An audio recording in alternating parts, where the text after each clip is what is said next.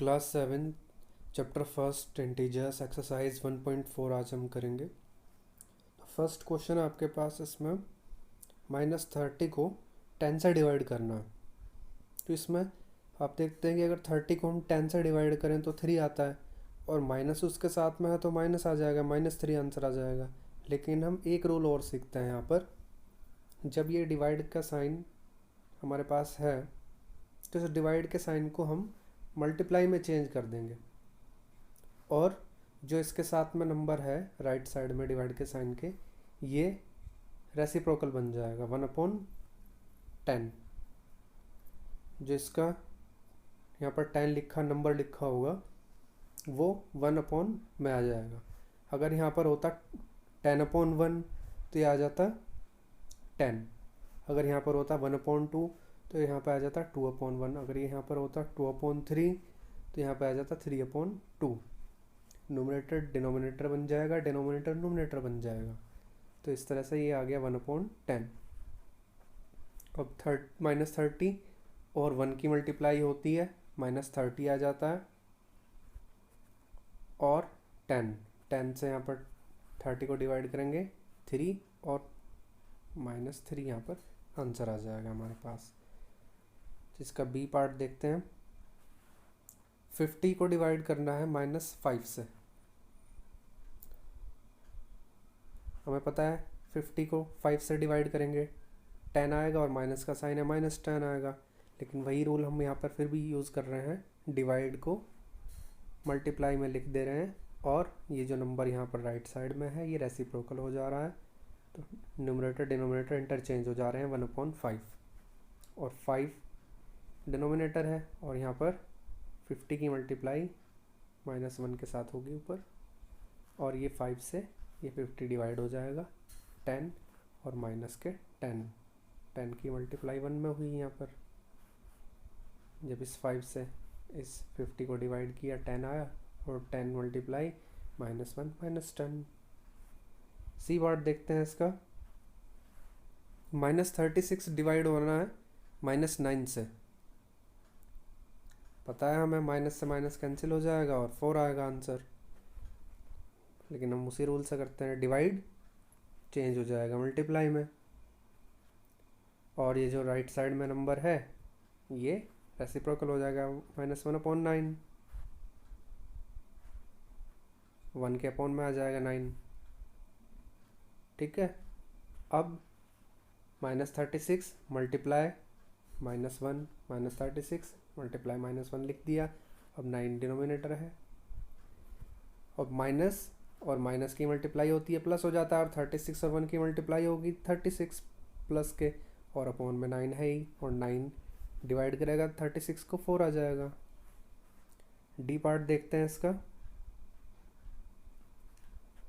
-49 divide होना है 49 से, -1 आएगा आंसर। लेकिन हम इस डिवाइड को यहाँ पे मल्टीप्लाई में कन्वर्ट करते हैं, और 49 को रेसिप्रोकल करते हैं 1/49, और -49 मल्टीप्लाई 1 होगा -49, और डिनोमिनेटर -49 है ही, 49 से 49 कैंसिल हो जाएगा, -1 आंसर। ई पार्ट देखते हैं। 13 डिवाइड ब्रैकेट में -2 + 1। तो पहले ब्रैकेट को सॉल्व करेंगे। ब्रैकेट में हमारे पास -2 + 1, पहले इसको सॉल्व करेंगे। यहाँ पर ऐसे ही लिखा है एज इट इज़, और फिर -2 + 1 हो जाएंगे हमारे पास -1 -1। फिर ये डिवाइड का जो साइन है, फिर नेक्स्ट इसको मल्टीप्लाई में चेंज कर देंगे, और -1 का रेसिप्रोकल कर देंगे, और इसके लिखेंगे -1/1, और 13 मल्टीप्लाई -1 -13। चलिए अब हम क्वेश्चन एफ देखते हैं। 0 डिवाइड बाय -12। तो 0 को किसी से भी डिवाइड करते हैं 0 ही आता है। फिर भी हम उसी रूल से करते हैं स्टार्ट। डिवाइड कन्वर्ट हो जाएगा मल्टीप्लाई में।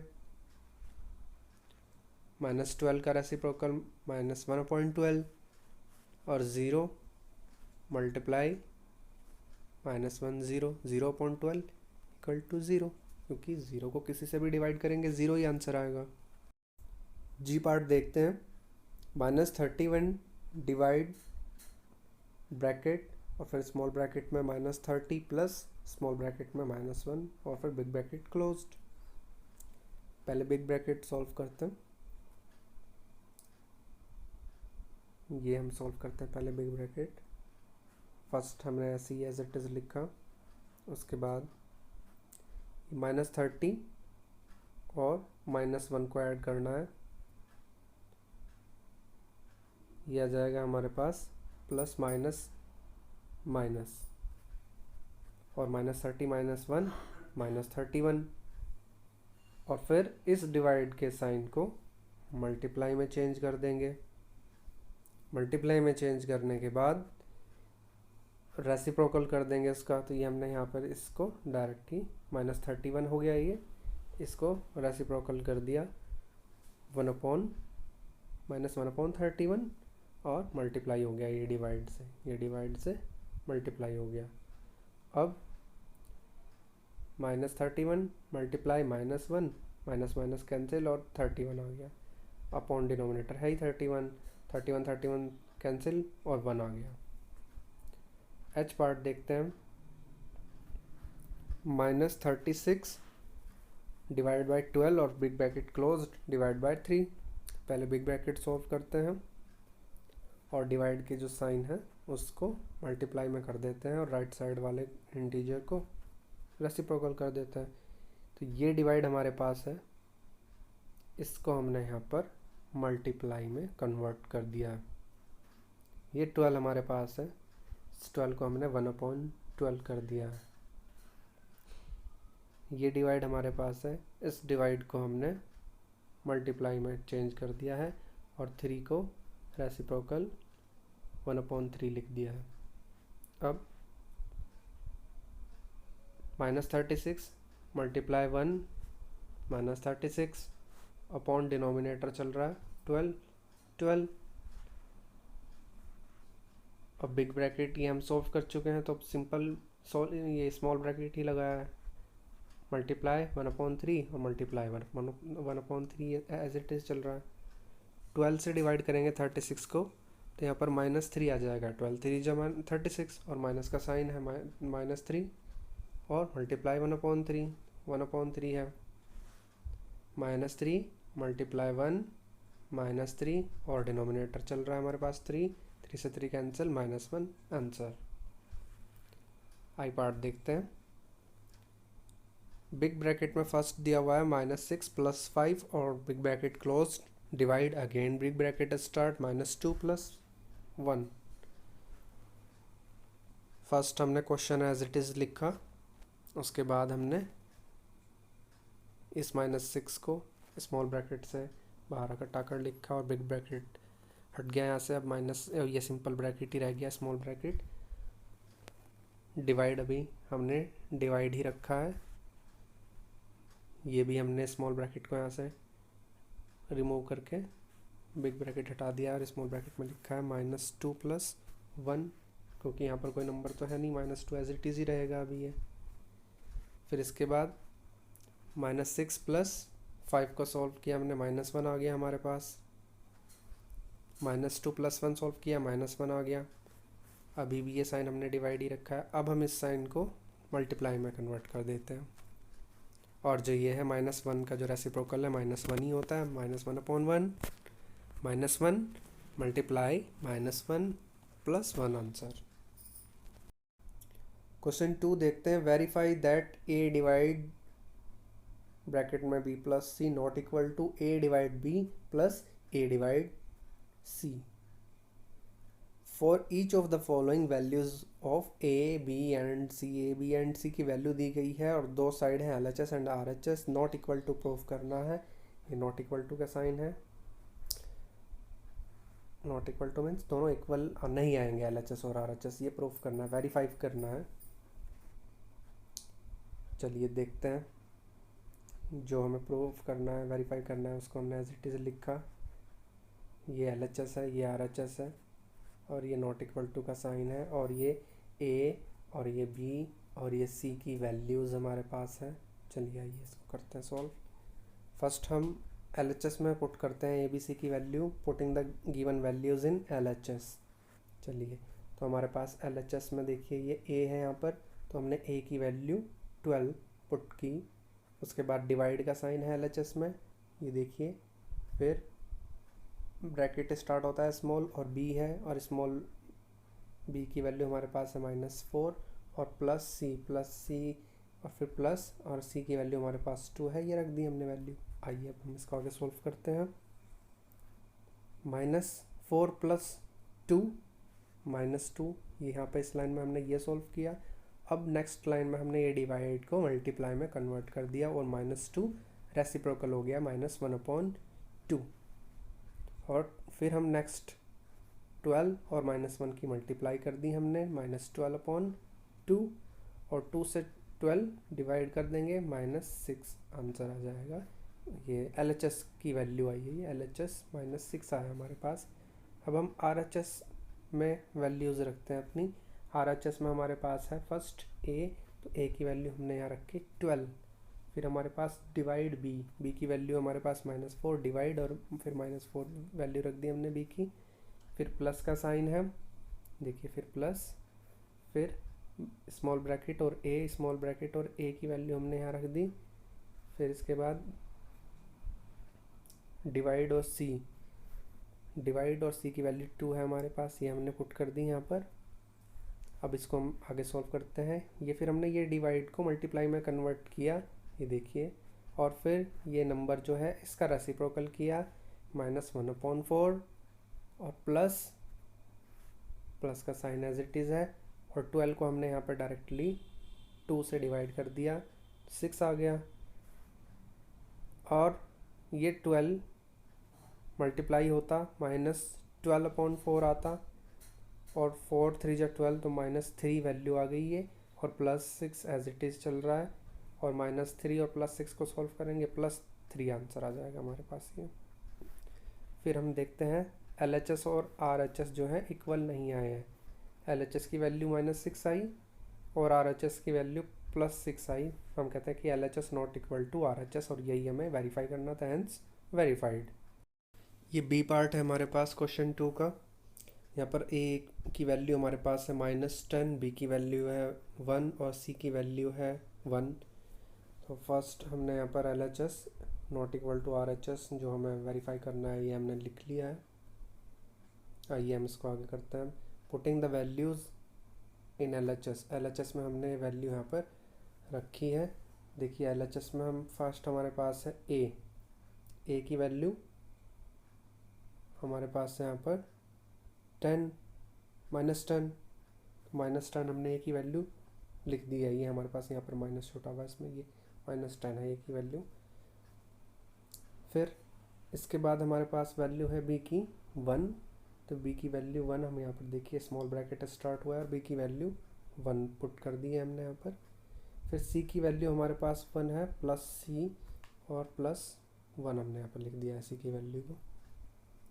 अब 1 ऐड किया हमने, 2 हो गए, और नेक्स्ट फिर हम डिवाइड करते हैं, -10 डिवाइड बाई 2 हमारे पास -5 आ जाता है, ये LHS आ गया हमारे पास।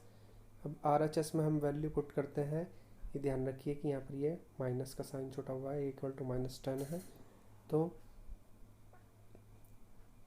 RHS में वैल्यू रखी हमने A की वैल्यू -10, फिर डिवाइड B की वैल्यू 1, फिर प्लस का साइन है, और फिर A डिवाइड C, A की वैल्यू हमारे पास -10 और डिवाइड C यानी 1 है C की वैल्यू। 1 से किसी भी चीज़ को डिवाइड करते हैं वही रहता है, तो -10 ही रहने वाला है, प्लस की जगह प्लस आ गया। यहाँ पर भी -10 को 1 से डिवाइड करेंगे, -10 ही रहेगा, -10 और -10 को अब ऐड करेंगे, -20 आ जाएगा। तो दोनों ही इक्वल वैल्यू नहीं आई। LHS की वैल्यू -5, RHS की value -20, LHS not equal to RHS, hence it's verified. Question 3 देखते हैं, फिल इन द ब्लैंक्स। तो फर्स्ट फिलअप हमारे पास है A, और A में यहाँ पर ये फिलअप था।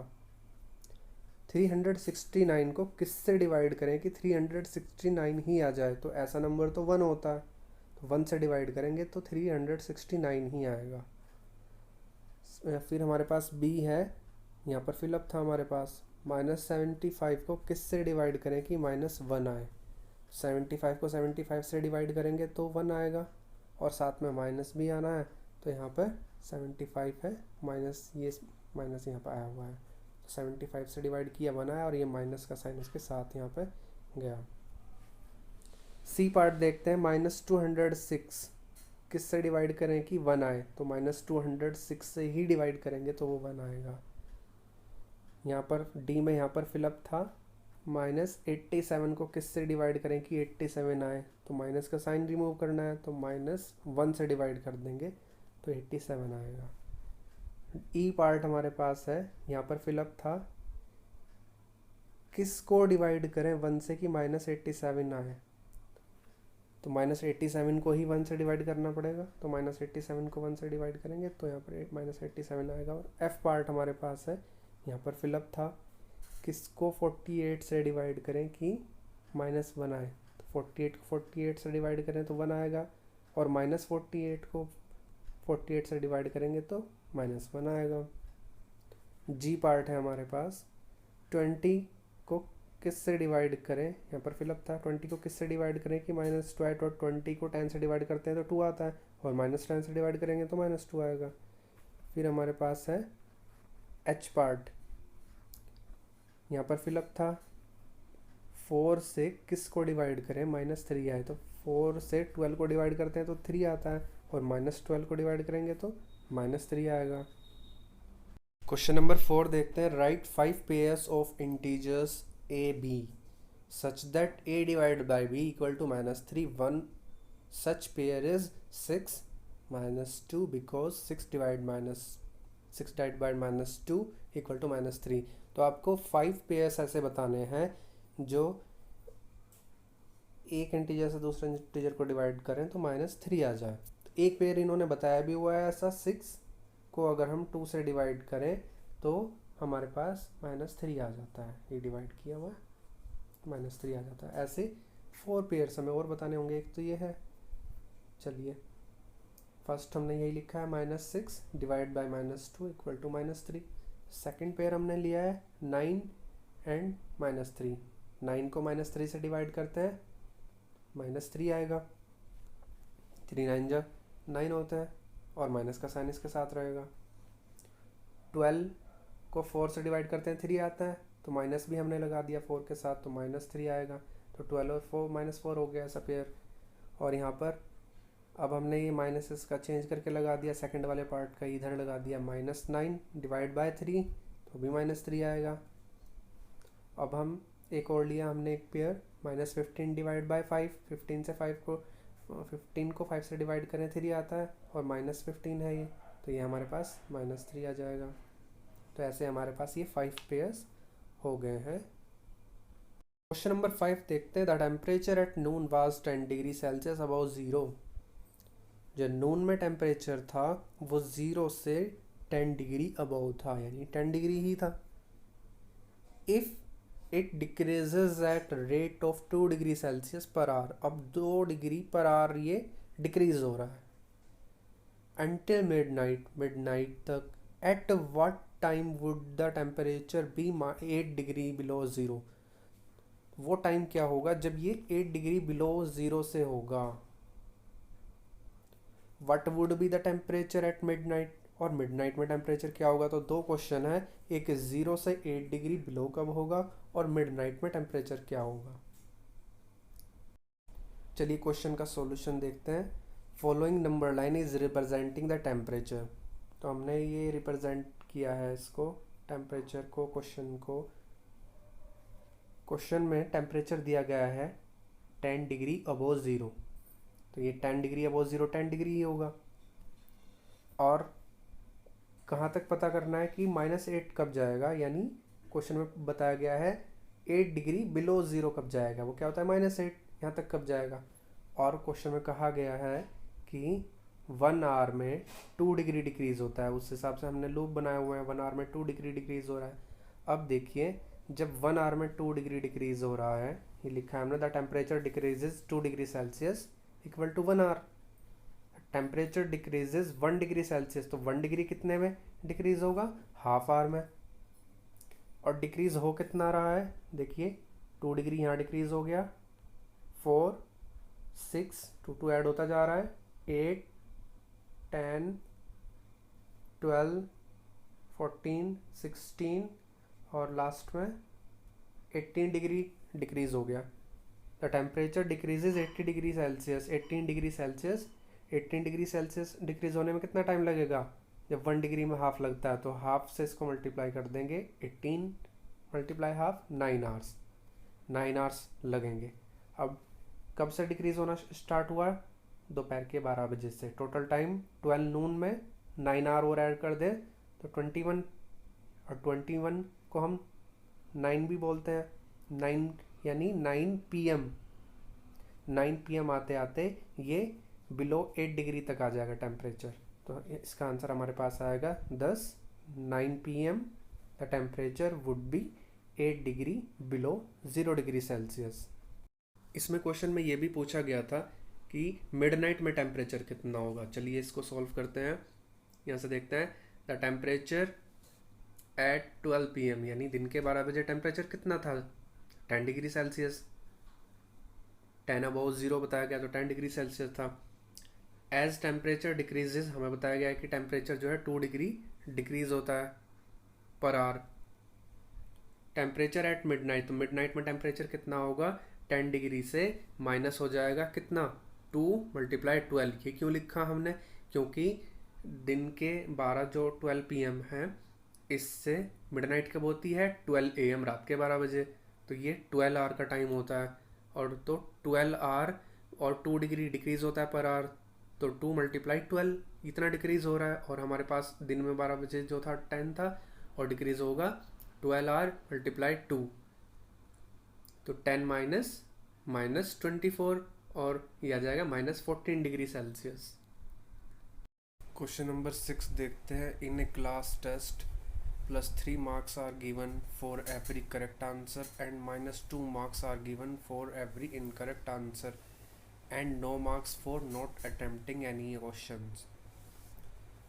क्लास में एक टेस्ट होता है, इसमें +3 मार्क्स दिए जाते हैं करेक्ट आंसर के लिए और -2 मार्क्स दिए जाते हैं इनकरेक्ट आंसर के लिए, और अगर आप अटैम्प्ट नहीं करते हैं तो कोई उसका मार्क्स नहीं है। तो फर्स्ट क्वेश्चन दिया गया है इसके बेस पर, Radhika scored 20 marks if she has got 12 correct answers, how many questions has she attempted incorrectly।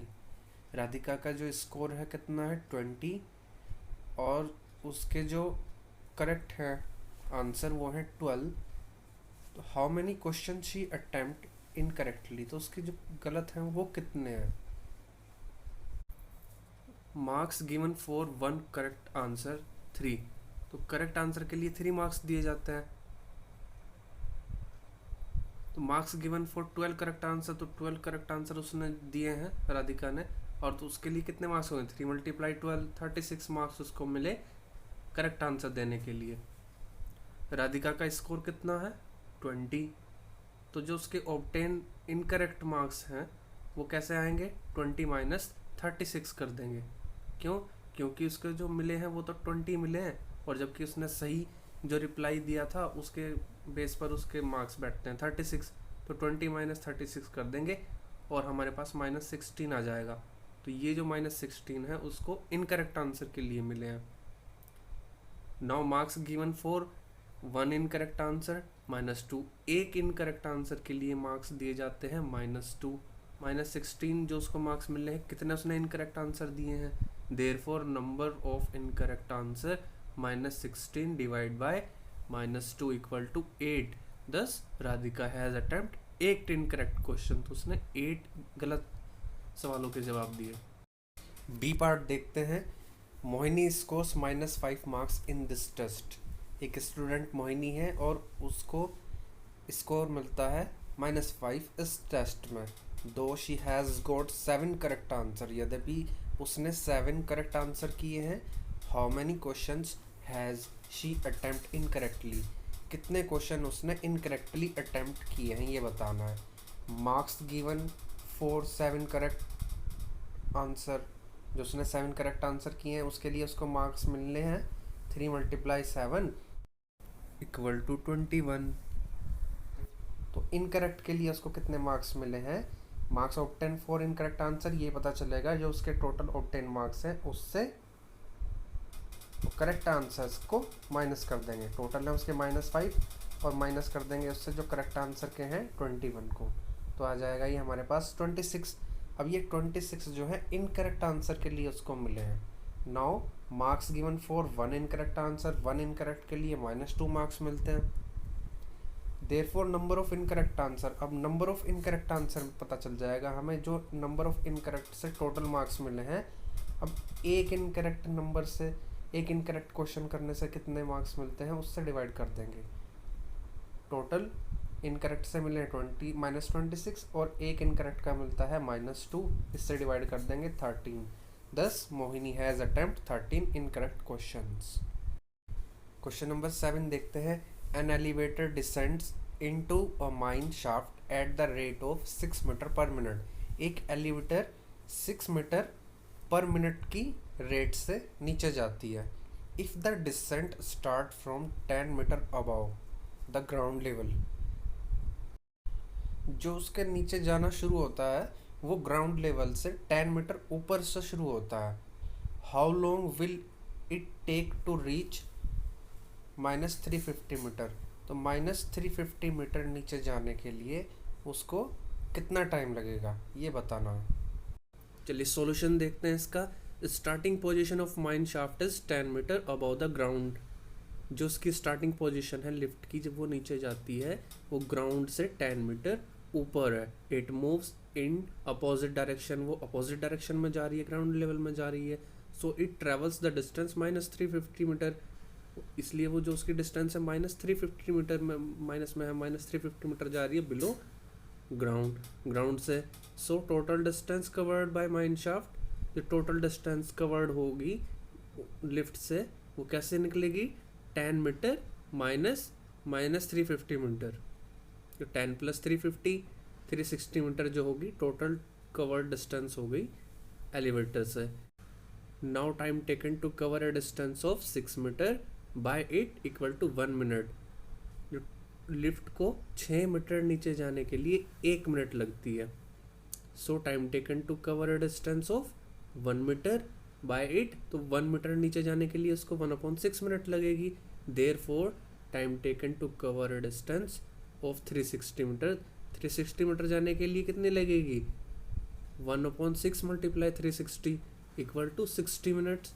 60 minutes में 1 आवर होता है, तो 1 आवर उसको लगेगा 360 मीटर नीचे जाने के लिए। ये लिखा हमने सिंस 60 मिनट = 1 आवर। दस in 1 hour the mine shaft reach -350 below the ground।